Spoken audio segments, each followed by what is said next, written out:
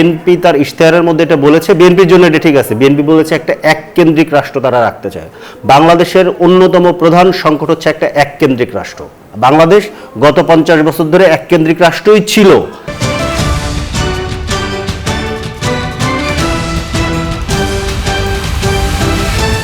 স্বাগত মধ্যবর্তী bank PLC নতুন বাংলাদেশ আয়োজনে। সাথে আছি আমি জান্নাতুল সাদিয়া। দর্শক, আজকে আমাদের আলোচনার বিষয়ে রাজনীতিতে উদ্বেগ উৎকণ্ঠা। এ নিয়ে আলোচনার জন্য আমাদের সঙ্গে রয়েছেন ফরিদুল হক, যুগ্ম সদস্য সচিব এবং সাংগঠনিক সম্পাদক এনসিপি। দর্শক, আমাদের সঙ্গে কিছুক্ষণের মধ্যেই যুক্ত হবেন মোস্তাফিজুর রহমান বাবুল, সংসদ সদস্য ও সহ সম্পাদক বিএনপি। দর্শক, আমরা আলোচনায় যাব, তবে তার আগে একটু জানিয়ে রাখতে চাই আজ 25 ফেব্রুয়ারি জাতীয় শহীদ সেনা দিবস, এবং এই দিবসটি উপলক্ষে আজ বুধবার সকালে রাষ্ট্রপতি মোহাম্মদ শাহাবুদ্দিন এবং প্রধানমন্ত্রী তারেক রহমান রাজধানীর বনানীর সামরিক কবরস্থানে শহীদ সেনা কর্মকর্তাদের প্রতি গভীর শ্রদ্ধা নিবেদন করেছেন, এবং আমরাও গভীর শ্রদ্ধার সঙ্গে স্মরণ করতে চাই পিলখানা ট্র্যাজেডির শহীদ সেনা কর্মকর্তাদেরকে, এবং তাদেরকে স্মরণ করেই আজকের আলোচনাটি শুরু করছি। আমরা চলে যাব অতিথির কাছে। ফরিদুল হক, আপনার কাছ থেকেই আসলে জানতে চাই যে আমরা দেখতে পাচ্ছি নতুন সরকার দায়িত্ব নেওয়ার পর থেকেই বিরোধী দল অর্থাৎ এনসিপি জামায়াত যে জোট, তারা আসলে বিভিন্ন ইস্যুতে আলোচনা চালিয়ে যাচ্ছেন সরকারের। এর মধ্যে আমরা দেখলাম যে তড়িঘড়ি করে 6 সিটি কর্পোরেশনে প্রশাসক নিয়োগ দেয়াকে এনসিপি বলছে যে এটি গণতন্ত্রের জন্য হুমকি, এবং আপনাদের মুখপাত্র আসিফ মাহমুদ সজীব ভুঁইয়া তিনি বলছেন যে এই নিয়োগটা যারা নির্বাচনে হেরে গেছেন বিএনপির তাদের প্রাইজ পোস্টিং। আমি একটু জানতে চাই যে কেন এনসিপির কাছে এটা মনে হচ্ছে যে এটি বিএনপির প্রাইজ পোস্টিং, এবং মানে আপনাদের মতে তাদের ভুলটা আসলে কোথায়, এটা যদি একটু। জি, ধন্যবাদ আপনাকে, সবাইকে শুভেচ্ছা জানাচ্ছি। সেটা আপনি শুরুতেই আজকে শহীদ সেনা দিবসে শ্রদ্ধা জানিয়েছেন, আমিও শ্রদ্ধা জানাচ্ছি এবং তাদের শোকাহত পরিবারবর্গের প্রতি সমবেদনা জ্ঞাপন করছি। আর যেটা প্রশ্ন করলেন সেটা মানে কেন এটা ভুল কিনা, সেটা হচ্ছে যে প্রশাসক তো ছিলই, তাহলে কেন প্রশাসক দেওয়া হলো? প্রশাসক ছাড়া তো একটা সিটি কর্পোরেশনও নাই, এটা আমলাদের দিক থেকে দেওয়া ছিল, এখন রাজনৈতিক ব্যক্তিদেরকে দেওয়া হয়েছে। আর প্রাইস পোস্টিংয়ের ক্ষেত্রে এটা খুব পরিষ্কার, সেটা হচ্ছে যে আপনারা জানেন যে বিএনপির বিভিন্ন সংসদীয় আসনে একাধিক মানুষ মনোনয়ন চেয়েছে, অনেককেই বিভিন্ন কারণে দিতে পারেনি। আবার হচ্ছে আপনি দেখবেন যে যাদেরকে নিয়োগ দেওয়া হয়েছে তাদের প্রায় প্রত্যেকেই বড় বড় দলীয় পদে আছে। এর ভিতরে 2 জন সংসদ নির্বাচন করেছেন, তারা হেরেছেন। সো এটা পরিষ্কার যে তাদেরকে হয়তোবা সংসদে নিতে পারছে না। যদি নাও করতেন তাহলে আসলে মানে কি হতো? কারণ হচ্ছে প্রশাসনে তো তারা রদবদল আনবেন, মানে এটা তো অনেক উন্নত দেশগুলোতেও হয়। আমরা যদি আমেরিকার দিকে তাকাই, সেখানেও তো এটি হয় যে ধরেন এক দল যখন আসলো ক্ষমতায় তখন তো তারা তাদের মানে ধরেন যাদের উপর রিলাই করতে পারবে তাদের হয়তো তারা নিয়োগ দেন। তো এই জায়গায় কি জানতে চাচ্ছিলাম যে এখানে সরকারের কি কোনো ভুল আছে কিনা, বা তারা আসলে যেটি করছে সেটি কি স্বাভাবিক প্রক্রিয়া না, বা এরকম কিছু আর কি। প্রশাসনের নিয়োগ নিয়ে এটা নিয়ে কোনো আলোচনা নেই। যে পদগুলোতে নিয়োগ দেওয়া হয়েছে এই পদগুলো জনপ্রতিনিধিরা সাধারণত এই পদগুলোতে থাকেন। একটা ক্রাইসিসের কারণে জনপ্রতিনিধিদেরকে সরিয়ে দেওয়া হয়েছিল, তারপরে প্রশাসক দিয়ে এটা চলছিল।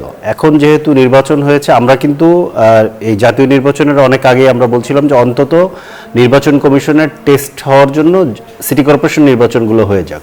তখন নির্বাচন বানচালের ষড়যন্ত্র হিসেবে এটা দেখানো হয়েছে বিএনপির পক্ষ থেকে, আমরা যখন এই দাবিগুলো করেছি।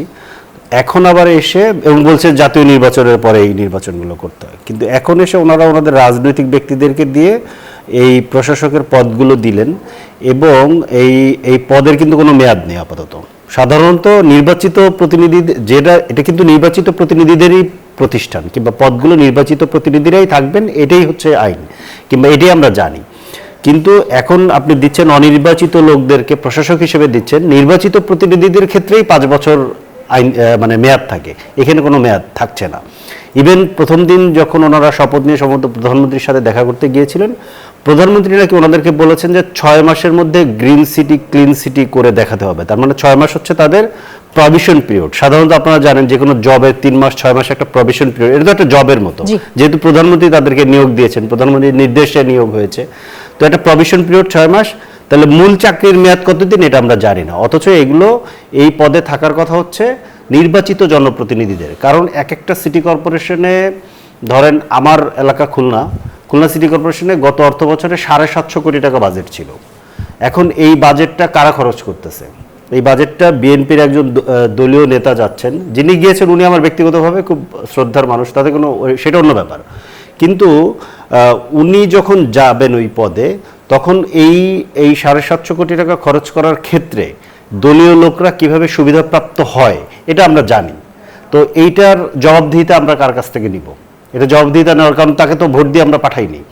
তারপরে হচ্ছে যে এই টাকাগুলো দিয়ে তার পুরো দলের লোকদেরকে খরচ করে এমন একটা সেটআপ তৈরি করা হবে, যখন নির্বাচনটা হবে তখন ওই প্রিভিলেজটা ওই দলটা নিবে, বিএনপি নিবে।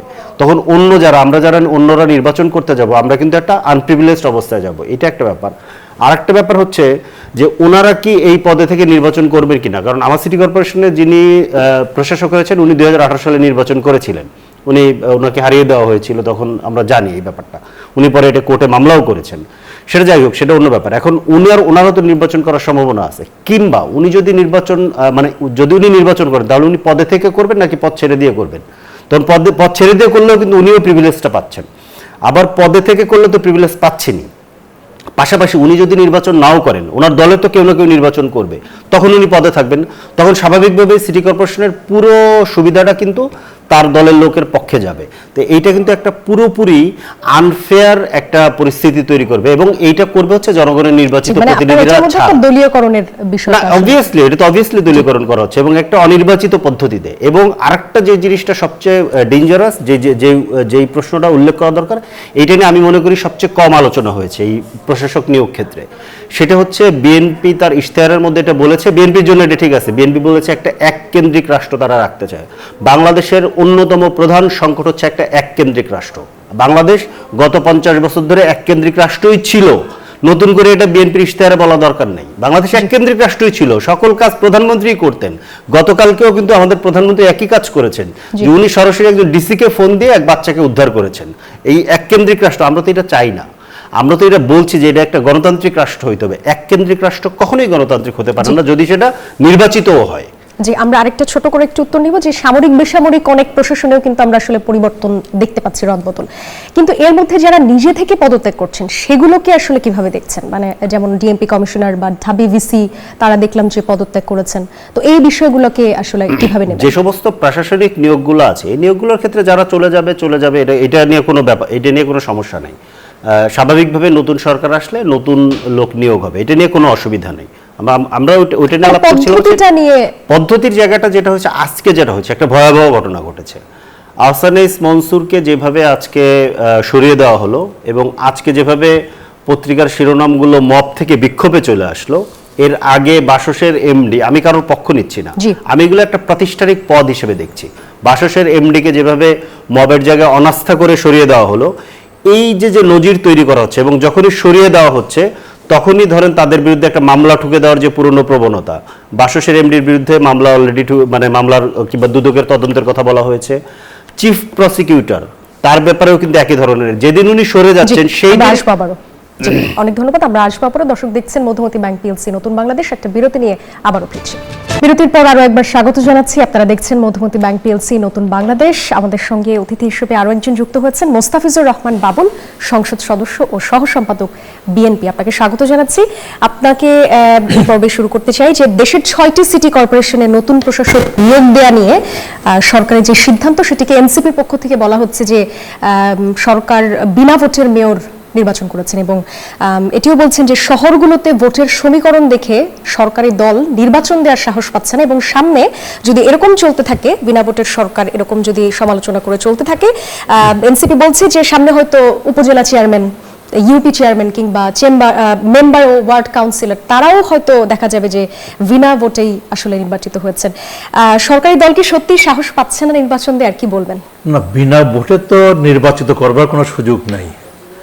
আপনার প্রশাসক নিয়োগ দেওয়া হয়েছে, প্রশাসক কিন্তু আগেও কিন্তু ছিল। তো আপনার গত 12 তারিখ নির্বাচন অনুষ্ঠিত হয়েছে, বিএনপি আপনার বিপুল ম্যান্ডেট পেয়েছে, বিএনপি আপনার সরকার গঠন করেছে। কারণ বিএনপি আপনার 6টা সিটি কর্পোরেশনে আপনার প্রশাসক নিয়োগ দিয়েছেন। আপনার রাজনৈতিক আপনার নেতৃবৃন্দকে এই প্রশাসক হিসাবে নিয়োগ দেওয়া হয়েছে। এর মানে এই না যে আপনার সিটি কর্পোরেশন সহ আপনার স্থানীয় সরকারের নির্বাচনটাকে আপনার প্রলম্বিত করবার কোনো অসৎ উদ্দেশ্য কিন্তু বিএনপির নাই। আমাদের দলের মহাসচিব এবং আপনার এলজিআরডি মন্ত্রী মির্জা ফখরুল ইসলাম আলমগীর উনি কিন্তু খুব স্পষ্ট করেই বলেছেন যে খুব দ্রুত বাংলাদেশে আপনার স্থানীয় সরকারের নির্বাচন অনুষ্ঠিত এটা করতে হবে আর কি। এবং আমরাও চাই যে খুব দ্রুত আপনার স্থানীয় সরকারের নির্বাচনগুলো যেন অনুষ্ঠিত হয়, কারণ এই নির্বাচনগুলো অনুষ্ঠিত না হওয়ার কারণে, জনপ্রতিনিধি না থাকবার কারণে কিন্তু আপনার ভোগান্তি, বিশেষ করে ধরুন যে ইউনিয়ন পরিষদের চেয়ারম্যান নাই, মানে অধিকাংশ ইউনিয়ন পরিষদে পৌরসভাটা পুরোটা বাতিল করা হয়েছে, আপনার উপজেলা পুরোটা বাতিল করা হয়েছে, জেলা পরিষদ পুরোটা বাতিল করা হয়েছে, সিটি কর্পোরেশন পুরোটা বাতিল করা হয়েছে। তো এখন আপনার 6টা সিটি কর্পোরেশনের 6 জনকে আপনার প্রশাসক হিসেবে নিয়োগ দেওয়া হয়েছে। এই শুধুমাত্র প্রশাসক দিয়ে কিন্তু আপনার সিটি কর্পোরেশন কিন্তু পরিচালনা করা যায় না। প্রশাসক সিটি কর্পোরেশন পরিচালনা করার জন্য যেমন আপনার মেয়র আপনার লাগবে, এবং সেটা অবশ্যই নির্বাচিত মেয়র, একই সাথে লাগবে আপনার ওয়ার্ড ভিত্তিক আপনার নির্বাচিত কাউন্সিলর আপনার লাগবে। সে কারণে আমি আশা করি যে আমাদের দলের মহাসচিব এলজিআরডি মন্ত্রী উনি যা বলেছেন সেটা আপনি উনি বাস্তবায়ন করবেন। খুব দ্রুত আপনার এই সিটি কর্পোরেশন সহ আপনার স্থানীয় সরকারের সকল পর্যায়ের নির্বাচনগুলো অনুষ্ঠিত হবে। বাংলাদেশের মানুষ কিন্তু তাই চায়। আর বিএনপি আমরা তো গণতন্ত্রে বিশ্বাস করি, আমরা তো আপনার অগণতান্ত্রিক প্রতিষ্ঠানে বিশ্বাস করি না, অগণতান্ত্রিক সরকারও বিশ্বাস করি না। আর ভোট ছাড়া তো কোনো প্রতিষ্ঠান পরিচালিত হোক তাতেও তো আমরা বিশ্বাস করি না। আমরা চাই যে জনগণ আপনার ভোটাধিকার প্রয়োগ করবে, জনগণের ভোটাধিকার প্রয়োগের মধ্য দিয়ে স্থানীয় সরকারের জনগণ তাদের প্রতিনিধি নির্বাচিত করতে সক্ষম হবেন, এবং বাংলাদেশের সকল স্থানীয় সরকারেই আপনার জনগণের ভোটে জনগণের প্রতিনিধিরা নির্বাচিত হবেন এবং তারাই জনগণের সেবা করবেন, জনগণের সেবা প্রদান করবেন। তার জন্য প্রস্তুতি তো ইতিমধ্যে শুরু হয়ে গেছে। এবং আপনি নিশ্চয়ই জানেন যে ইতিমধ্যে আপনার 2টা সিটি কর্পোরেশনে নির্বাচন অনুষ্ঠান করবার জন্য কিন্তু নির্বাচন কমিশনে কিন্তু সরকারের পক্ষ থেকে কিন্তু চিঠিও প্রদান করা হয়েছে। এবং আমার ধারণা খুব দ্রুত পর্যায়ক্রমে ধারাবাহিকভাবে বাংলাদেশের সকল সিটি কর্পোরেশন এবং সকল আপনার জেলা পরিষদ, উপজেলা পরিষদ, ইউনিয়ন পরিষদ, পৌরসভাতে আপনার নির্বাচন অনুষ্ঠিত হবে এবং জনগণ তাদের প্রতিনিধি নির্বাচিত করবার সুযোগ পাবে। এখানে আরেকটা প্রশ্ন এনসিপির পক্ষ থেকে যেটি আসছে সেটি হচ্ছে যে পরবর্তীতে যে নির্বাচনগুলো হবে তো সেখানে একটা প্রিভিলেজড হওয়ার সুযোগ থাকে কিনা, মানে দলীয়করণের একটা ব্যাপার থাকে কিনা? কারণ মানে এনসিপির পক্ষ থেকে যে অভিযোগটা আসছে যে অনির্বাচিত পদ্ধতিতে এখন যে প্রশাসক নিয়োগ দেওয়া হলো তারপরে গিয়ে আসলে আবার যে নির্বাচনটা হবে তখন আসলে কোনো দলীয়করণ হতে পারে কিনা, এরকম একটা প্রশ্ন আসে। দলীয়করণ কেন হবে? আপনার যারা এখন প্রশাসক হিসেবে মনোনীত হয়েছেন তারা তো প্রশাসক হিসেবে বহাল থেকে তো আর নির্বাচনে অংশগ্রহণ করবেন না। কাজে তারা যদি নির্বাচনে অংশগ্রহণ করতে চান তাদেরকে অবশ্যই ওই প্রশাসকের পদ থেকে পদত্যাগ করে এসে নির্বাচনে অংশগ্রহণ করতে হবে। আমার মনে হয় উত্তরটা পাওয়া গেছে। ফরিদুল হক, আপনার কাছে যাব। আপনি গভর্নরের নিয়োগ এবং বিদায় নিয়ে যে আলোচনাটি আসলে করছিলেন, আরো অনেক কিছুই উঠলো আসলে প্রশাসক নিয়োগের ব্যাপারে, আপনার মন্তব্য জানতে চাই। না, গভর্নরের নিয়োগের ব্যাপারে যেটা হলো যে এমনিতে একটা যেটা প্রশ্ন আপনি যেটা বলছিলেন যে নতুন করে নিয়োগ হচ্ছে, স্বাভাবিক, এটা তো খুব স্বাভাবিক ব্যাপার। নতুন সরকার আসলে নতুন নিয়োগ হবে, এইটা নিয়ে কোনো আপত্তি নেই। কিন্তু নিয়োগের প্রক্রিয়াটা কি হবে, এটা একটা সুস্থ স্বাভাবিক প্রক্রিয়া আমরা করব নাকি আমরা এই ধরনের অস্থিরতার মধ্য দিয়ে মববাজি করে নিয়োগ বাতিল করব? আজকে যে নিয়োগ দেওয়া হবে বাংলাদেশ ব্যাংকের গভর্নরকে, নতুন গভর্নরকে, এটা তো নিশ্চয়ই সরকারের উচ্চ মহল জানতেন। তাহলে পুরনো গভর্নরকে কেন জানানো হলো না এটা? এবং উনি কেন অফিসে গেলেন? উনি এবং ওনার উপদেষ্টা দুইজনকেই কেন মববাজির শিকার হতে হলো? এটা তো জানতো। তার মানে সরকারের উচ্চ মহল এটা চেয়েছে যে এই ধরনের পরিস্থিতি তৈরি হোক। সিমিলার একই ঘটনা বাসসের ক্ষেত্রে হয়েছে। বাসসের এমডির ক্ষেত্রে এরকম মববাজি হয়েছে, এবং বাসসের এমডির ক্ষেত্রে পত্রিকার শিরোনাম আসছে হচ্ছে অনাস্থা জানিয়েছে তাকে কর্মকর্তা কর্মচারীরা, আর আজকে শিরোনাম আসছে হচ্ছে বিক্ষোভ হয়েছে। তো এগুলো খুব ইন্টারেস্টিং, যখন যে পাওয়ারফুল সরকার কিংবা পাওয়ারফুল পলিটিক্যাল পার্টির কেউ ইন্ধনে যেটা হয় সেটা হয়ে যায় বিক্ষোভ এবং অনাস্থা। আর যখন স্বতঃস্ফূর্ত ছাত্র জনতার বিক্ষোভ যে কোনো ফ্যাসিস্ট কিংবা তাদের দোসরদের বিরুদ্ধে যে সমস্ত জায়গায় দেখা গেছে সেইগুলো ছিল মব। এটা খুব ইন্টারেস্টিং একটা ফ্রেমিং এখন দেখা যাচ্ছে। এগুলো নিয়ে আমরা সরকারের তরফ থেকে খুব একটা এখনো পাইনি। ইন দ্য মিন টাইম আরেকটা গুরুত্বপূর্ণ পয়েন্ট বলা দরকার বাংলাদেশ ব্যাংক প্রশ্নে। বাংলাদেশ ব্যাংককে কিন্তু একটা সাংবিধানিক প্রতিষ্ঠান করার একটা উদ্যোগ নেওয়া হয়েছিল। যেই উদ্যোগটা 2025 সালেই নেওয়া হয়েছিল সম্ভবত, কিংবা 2024 সালে, এবং একটা আলাদা অধ্যাদেশ করার কথা বাংলাদেশ ব্যাংকে সাংবিধানিক প্রতিষ্ঠান করে। সেই অধ্যাদেশটা পরবর্তীতে আমরা পত্রিকার মানে নিউজের মাধ্যমে আমরা জানতে পেরেছি যে তখনকার অর্থ উপদেষ্টা এটাকে নাকচ করেছেন। এখন অর্থ উপদেষ্টার সাথে বিএনপির মহাসচিবের বন্ধুত্ব আছে, এটা আমরা জানি। এখন ওই দিক থেকে কোনোভাবে এটা প্রভাবিত কিনা সেটা আমরা বলতে পারছি না, কারণ বিভিন্ন উপদেষ্টাদের উপরে যে বিএনপির প্রভাব ছিল, ইভেন প্রধান উপদেষ্টার উপরে যে বিএনপির প্রভাব ছিল, সেগুলো তো আমরা পরবর্তীতে আস্তে আস্তে পরিষ্কার করা হয়েছে। যদিও একটা দীর্ঘ সময় পর্যন্ত আমাদেরকে কিংস পার্টির দায় আমাদের উপরে চাপানো হয়েছে, কিন্তু ধরেন ওই আগের সরকারের একজন উপদেষ্টা বিএনপি পররাষ্ট্রমন্ত্রী হয়েছেন, আরও কারা কারা কী কী পদে পাবেন আমরা সব এখনো জানি না, সবটা আমাদের রাডারের মধ্যেও নাই। তো এখন ঘটনা হচ্ছে যে আমি ধরে নিলাম যে উনি হয়তো বা ব্যাড পারফরমেন্স করেছে, ওনার কোনো প্রবলেম আছে, কিন্তু সরানোর তো একটা তরিকা আছে, তরিকাটা মেনটেন করেন। এটা নির্বাচিত সরকার এসছে, যদি এক সপ্তাহের মধ্যে এই ধরনের মানে কি বলে ধৈর্য রাখতে না পারে, তাহলে 5 বছর কিভাবে দেশ চালাবে? এটা তো আসলে তারা স্থিতিশীলতার কথা বলেছেন, এখন ওনারাই তো আসলে অস্থিতিশীল পরিস্থিতি তৈরি করছেন। এই অস্থিতিশীল পরিস্থিতি যদি সরকারের দিক থেকে তৈরি হয়, তাহলে এইটা তো বাংলাদেশের জন্য আসলে খুবই একটা, আমরা এটা চাই না। আমরা চাই যে সরকার খুব স্থিতিশীল সিদ্ধান্ত নেবে। এবং আরেকটা বাজে প্র্যাকটিস শুরু হয়েছে, সেটা হচ্ছে যে বাসসের এমডিকে যখন অনাস্থা জানানো হয়েছে কিংবা মব করে তাকে সরানো হয়েছে, তার বিরুদ্ধে নাকি দুদকের হবে, কি বলে, তার বিরুদ্ধে দুদকের তদন্ত হবে। হতেই পারে, যে কোনো, এটা নিয়ে কোনো সমস্যা নেই, কিন্তু সরে যাওয়ার সাথে সাথে এটা হচ্ছে, মানে এটা বোঝা যায় যে এটা একটা চক্র হিসেবে কাজ করে। একই জিনিস চিফ প্রসিকিউটরের ব্যাপারে হয়েছে। চিফ প্রসিকিউটর যেদিন সরে যাচ্ছেন কিংবা ওনাকে সরিয়ে দেওয়া হচ্ছে, ওনার ব্যাপারে হয়তো ব্যাপারটা এরকম হয় নাই, যেহেতু এটা আদালতের একটা সেন্সিটিভ এরিয়া, ওইটা হয়তো বা হয়নি। ওই দিনই অভিযোগ তোলা হচ্ছে উনি নাকি দুর্নীতি করেছেন। আবার অভিযোগটা যিনি তুলছেন ওনার বিরুদ্ধে কিন্তু আরো 1.5 মাস আগেই চিফ প্রসিকিউটর গতকালকে বলেছেন যে 1.5 মাস আগে ওনার বিরুদ্ধে লিখিত অভিযোগ দেওয়া হয়েছিল আইন উপদেষ্টার কাছে, সেটার ব্যাপারে কোনো ব্যবস্থা নেওয়া হয়নি। আবার যিনি অভিযোগটা তুলছেন ওনার পরিচয় আমি খুঁজতে গিয়ে দেখলাম উনি বিএনপি করতেন, কিংবা উনি একটা জেলা বিএনপির উপদেষ্টা পদে ছিলেন। এবং ইন্টারেস্টিং ব্যাপার হচ্ছে, যিনি অভিযোগ করছেন সে ধরেন বাবুল ভাই, আমি অভিযোগ করছি আপনার বিরুদ্ধে, বাবুল ভাই আমাকে নিয়ে বসে আপনার বিরুদ্ধে সংবাদ সম্মেলন করতেছে, নতুন চিফ প্রসিকিউটর এটা করেছেন।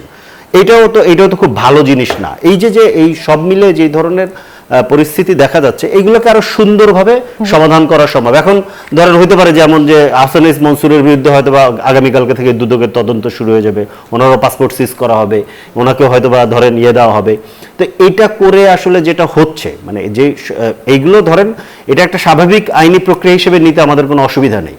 অসুবিধার জায়গাটা হচ্ছে সেটা হচ্ছে যে এই গত 1.5 বছরের সরকারের সকল সুবিধা ধরেন বিএনপি নিয়েছে, সকল প্রিভিলেজ বিএনপি নিয়েছে, কিন্তু এইটাকে এখন এমন একটা ফ্রেমিং করার চেষ্টা করা হচ্ছে যে এইটা একটা অনৈতিক কিংবা একটা অবৈধ সরকার, এইখানে যারা যারা তাদের লোক না তাদেরকে ধরেন করা। অনেকে তো বলে যে এই 17 মাসে অনেক সুবিধা জামায়াত এনসিপিও নিয়েছে। না, সেটাই তো, জামায়াত এনসিপির বিরুদ্ধে তারা অভিযোগ, এবং এটাও বলে যে ব্যবস্থা নেই তারা। 17 মাস ধরে প্রশাসন সহ যেই সব জায়গায় এনসিপি জামায়াত নিজেদের লোক বসিয়েছিল, সেই জায়গাগুলো এখন তছনছ হয়ে যাচ্ছে, এরকম। না, এটা নিয়ে তো কোনো কথা নেই। নিজেদের লোক তাহলে ধরেন এই মানে পররাষ্ট্রমন্ত্রীর ক্ষেত্রে, পররাষ্ট্রমন্ত্রীর ক্ষেত্রে আপনি কি বলবেন? বাংলাদেশের মানে রাষ্ট্রের সর্বোচ্চ 3-4 জন গুরুত্বপূর্ণ ব্যক্তির একজন হচ্ছে পররাষ্ট্রমন্ত্রী, এবং উনি কি ভূমিকা নিয়েছেন আমরা এগুলো সবগুলো জানি। উনি আসার পরেই কিন্তু আস্তে আস্তে প্রেক্ষাপটটা চেঞ্জ হয়ে গিয়েছে। লন্ডন মিটিং হচ্ছে, এরপরে ধরেন উনি লন্ডন মিটিং এ যাওয়ার 1 মাস আগে বিএনপি বলতেছে যে তাকে পদত্যাগ করতে হবে। এরপর আবার ধরেন লন্ডন মিটিং যখন হয়ে যাচ্ছে তখন বলছে যে না, এখন ওই নিরাপত্তা উপদেষ্টার ব্যাপারে আমরা সহনশীল আচরণ করব, এবং আস্তে আস্তে পরে পরিস্থিতি, এবং শেষ পর্যন্ত উনি বিএনপি ক্যাবিনেটে চলে গেলেন। এটা আমরা 17 তারিখ সকালবেলাও জানতাম না। খুব ইন্টারেস্টিং, মানে একমাত্র ব্যক্তি উনি যিনি ফ্ল্যাগওয়ালা গাড়ি নিয়ে ঢুকেছেন সংসদ ভবনে 17 তারিখে এবং ফ্ল্যাগ নিয়েই বেরিয়েছেন, উনি ছিলেন ওই দিন একমাত্র ব্যক্তি। অনেক ধন্যবাদ মোস্তাফিজুর রহমান বাবুল। আপনার কাছে যাই অনেকগুলো অভিযোগ এসেছে যে স্বরাষ্ট্রমন্ত্রী বলেছিলেন যে আজ থেকে আর মব চলবে না, মানে এখন থেকে আর মব চলবে না, কিন্তু মবের অভিযোগ আসলে আপনি শুনতেই পাচ্ছিলেন আসছে। হুটহাট করে অনেক সিদ্ধান্ত সরকার নিচ্ছে কিনা কি মনে করছেন? মানে না, সিদ্ধান্ত কিন্তু হুটহাট করে নিচ্ছে না। জি, যেমন একটা বহু বছর পরে একটা নির্বাচন অনুষ্ঠিত হয়েছে, বিএনপি আপনার 20 বছর পরে আপনার রাষ্ট্র ক্ষমতা পরিচালনা করবার সুযোগ পেয়েছে, এবং বিএনপির পক্ষে আপনার বিপুল আপনার ম্যান্ডেট আমরা কিন্তু এই নির্বাচনে আমরা লক্ষ্য করেছি। তো বিএনপি নেতৃত্বে জনাব তারেক রহমানের নেতৃত্বে নতুন সরকার গঠিত হয়েছে। তো নতুন সরকার তো তার যে কর্মসূচি, তার যে প্রতিশ্রুতি, তার যে অঙ্গীকার, তার যে ইস্তেহার, তা বাস্তবায়ন করবার জন্য নতুন সরকারের টিম লাগবে না আপনার? কারণ নতুন সরকার আপনার তো চাইবেই, এটা তো শুধু বাংলাদেশের বেলা না, এটা সারা দুনিয়াতেই এই প্র্যাকটিসটা আছে। সেটা কি যে একটা নতুন সরকার গঠিত হওয়ার পরে নতুন সরকার তার আস্থাভাজন, তা আপনার দক্ষ যোগ্য মেধাবী লোকদের দিয়ে যেমন আপনার ক্যাবিনেট গঠন করেন, একই সাথে আপনার নানা সরকারি প্রতিষ্ঠান আছে, স্বায়ত্তশাসিত প্রতিষ্ঠান আছে, সেই প্রতিষ্ঠানগুলোতেও কিন্তু আপনার নতুন সরকার তার আস্থাভাজন দক্ষ যোগ্য মেধাবী লোকদের দিয়ে কিন্তু সেসব প্রতিষ্ঠান পরিচালনা করবার চেষ্টা করেন। এটাই কিন্তু স্বাভাবিক। কাজে আপনার এটা নতুন সরকার গঠিত হয়েছে। নতুন সরকার গঠিত হওয়ার পর বাংলাদেশ ব্যাংকের গভর্নর পরিবর্তিত হবে, আপনার পুলিশের আইজি পরিবর্তিত হবে, সেনাবাহিনীতে প্রয়োজনীয় পরিবর্তন আনা হবে, আপনার নানা সচিবালয়ে নানা পরিবর্তন আমরা দেখব।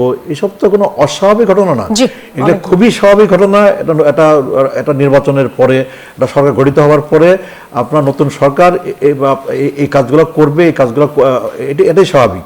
কিন্তু সেই ক্ষেত্রে আপনার লক্ষ্য করতে হবে যে আপনার যেন কোথাও যেন আপনার এমন কিছু না হয় যেটা আপনার দৃষ্টিকটু ঠেকে আর কি।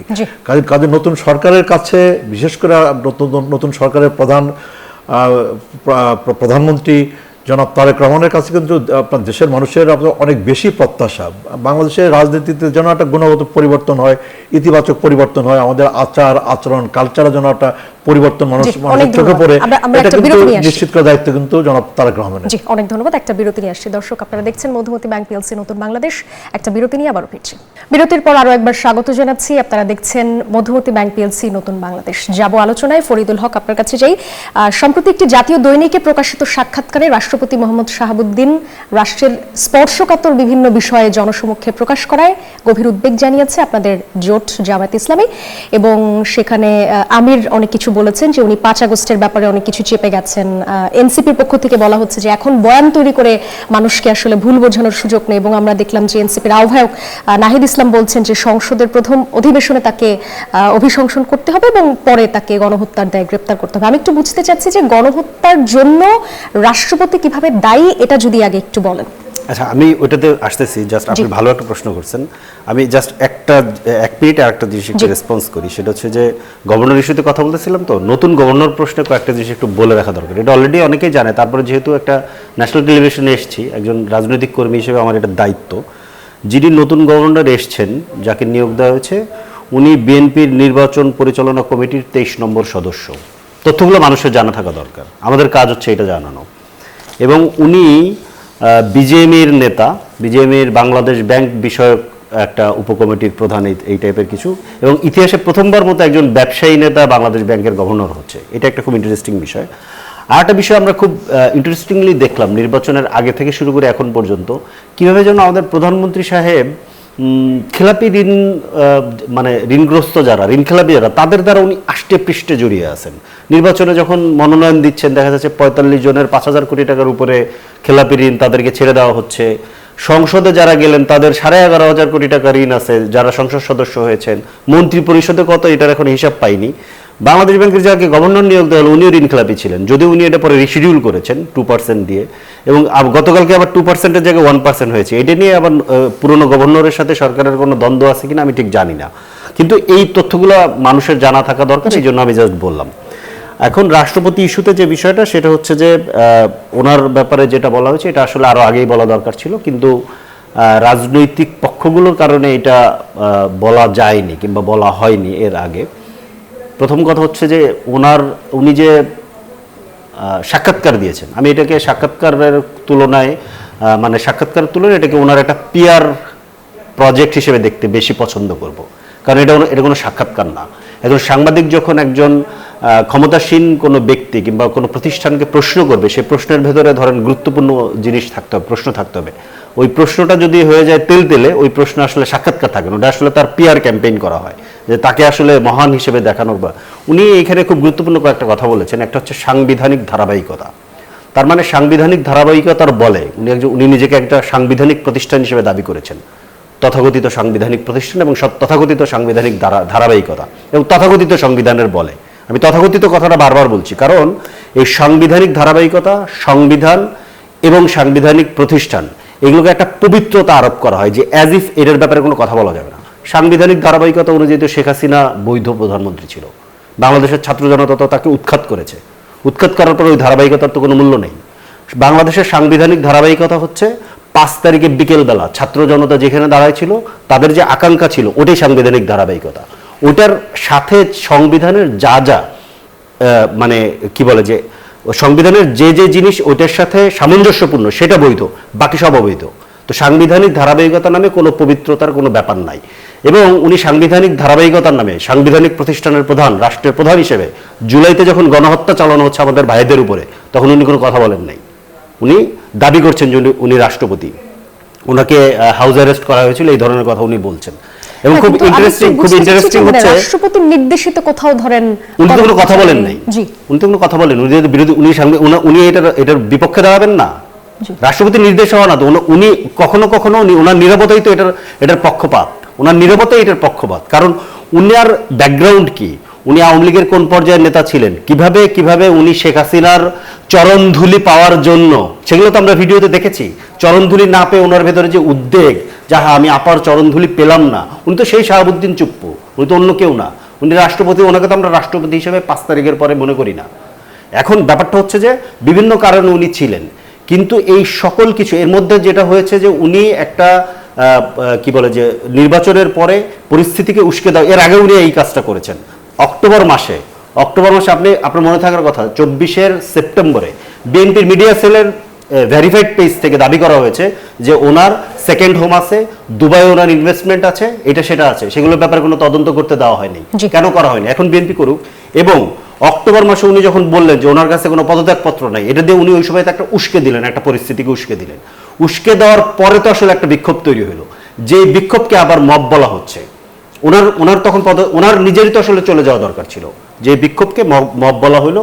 এবং উনি পরিষ্কারভাবে বলছেন যে বিএনপির শীর্ষ নেতৃত্ব ওনাকে তখন খুব সাপোর্ট করেছে, জানি না, ঠিক আছে, উনি কি এখন এটা বিএনপির অনুগ্রহ পাওয়ার জন্য করছেন কিনা এটা আমি জানি না। কিন্তু একটা ইন্টারেস্টিং লাস্ট কথাটা বলি, সেটা হচ্ছে 21 ফেব্রুয়ারিতে আমরা দেখলাম যে উনি ফুল দিয়ে আসার পরে প্রধানমন্ত্রী গেলেন এবং প্রধানমন্ত্রী তার মতো ফুল দিয়ে চলে আসলেন। কিন্তু আজকে কিন্তু একটা গুরুত্বপূর্ণ সিগন্যাল প্রধানমন্ত্রী দিয়েছেন, এটা আমাদের কাছে মোটেও ভালো লাগেনি।